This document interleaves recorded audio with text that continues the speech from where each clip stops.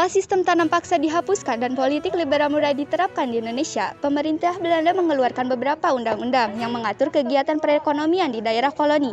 Salah satunya adalah Undang-Undang Agraria pada tahun 1870.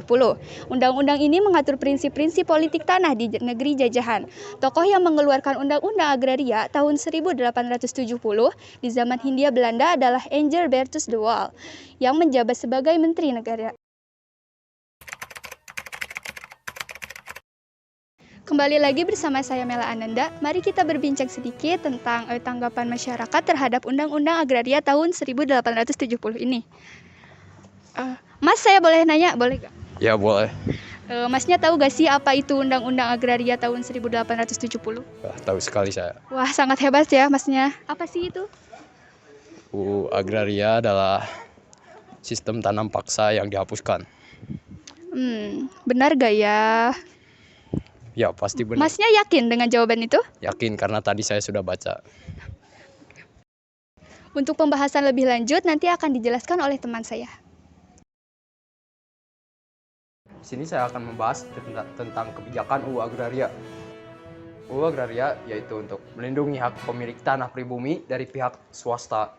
Undang-Undang Agraria 1870 bertujuan untuk melindungi hak pemilik tanah pribumi agar tidak kehilangan hak atas tanahnya. Seperti tertuang dalam ketentuan undang-undang ini, pihak swasta memang diberi kebebasan untuk mengelola tanah pemilik pemerintah, tetapi tidak diizinkan untuk memiliki tanah atas dasar hak milik mutlak, kecuali tanah untuk memberi peluang kepada pihak swasta untuk menyewakan tanah penduduk pribumi berdasarkan Undang-Undang Agraria 1870. Penduduk pribumi tidak dapat menyewa tanah yang digunakan untuk menanam padi, tetapi penguasa swasta tidak dapat menyewa tanah yang digunakan untuk menanam padi atau mencukupi kebutuhan sehari-hari.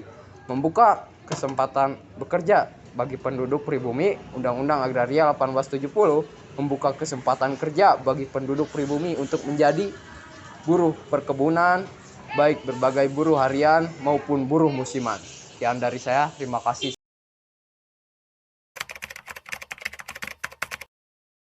Bersama saya Ridwan Firdaus.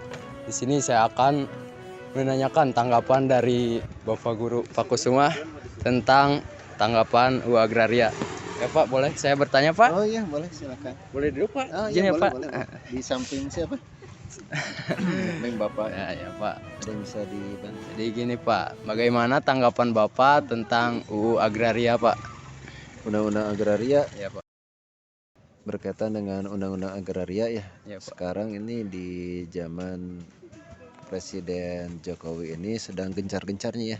Bagaimana tanah yang tidak bertuan, artinya tidak ke status kepemilikannya tidak jelas. Ya Pak. Tapi sekarang dengan Undang-Undang Agraria ini jadi diperjelas siapa pemiliknya, sehingga banyak program pemerintah yang istilahnya bagi-bagi sertifikat ya, sertifikat tanah itu kan.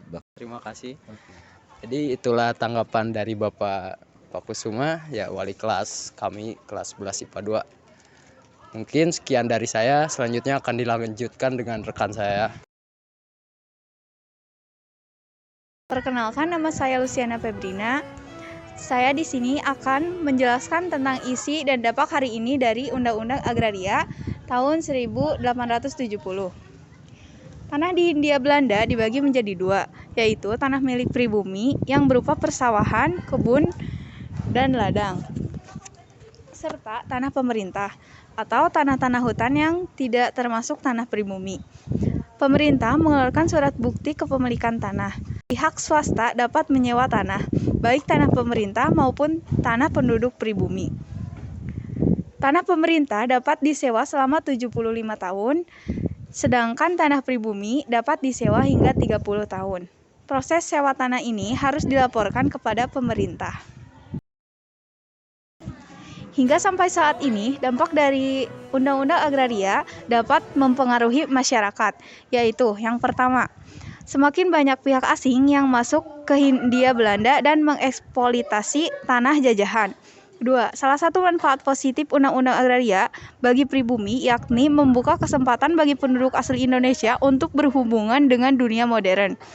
Ketiga, masyarakat juga mengenal hasil bumi yang diekspor dan barang luar negeri yang diimpor seperti tekstil.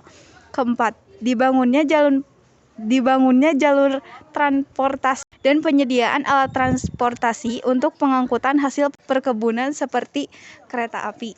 Dan yang terakhir, kelima, pembangunan saluran irigasi dan waduk-waduk.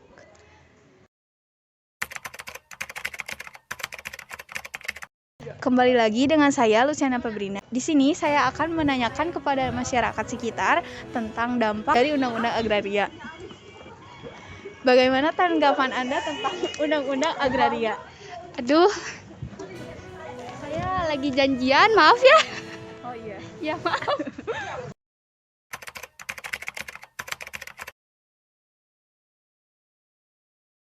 Pada saat Indonesia memproklamasikan kemerdekaannya pada tahun 1945, sudah langsung menghadapi masalah pertahanan. Pemerintah sendiri menyadari perlu melakukan perubahan yang mendasar, karena bangsa Indonesia tidak akan berkembang jika sumber ekonominya yaitu tanah masih dikuasai oleh bangsa lain. Untuk itu pemerintah mengambil alih atau menasionalisasi perusahaan perkebunan di Indonesia menjadi pemilik pemerintah Indonesia. Dan tanah-tanah perkebunan asing tersebut dibagikan kepada desa-desa yang ada di Indonesia. Selain itu, pemerintah Indonesia juga berkeinginan mengubah sistem pertahanan kolonial dengan sesuatu struktur agar nasional yang lebih memperhatikan dan melindungi bangsa Indonesia. Maka terbentuklah Undang-Undang Pokok Agraria atau UUPA pada tahun 1960 yang bertujuan bukan saja untuk kepastian hukum tetapi juga untuk mengubah susunan tanah dari suatu struktur warisan feodal dan kolonialisme menjadi suatu susunan tanah yang adil dan sejahtera bagi masyarakat Indonesia. Perubahan undang-undang ini membuat perubahan juga bagi kepemilikan tanah dengan menjadi milik pemerintah yang kemudian diberikan kepada masyarakat Indonesia. Itulah materi yang kami bahas. Sekian dari kelompok kami. Wassalamualaikum warahmatullahi wabarakatuh. Terima kasih. Terima kasih.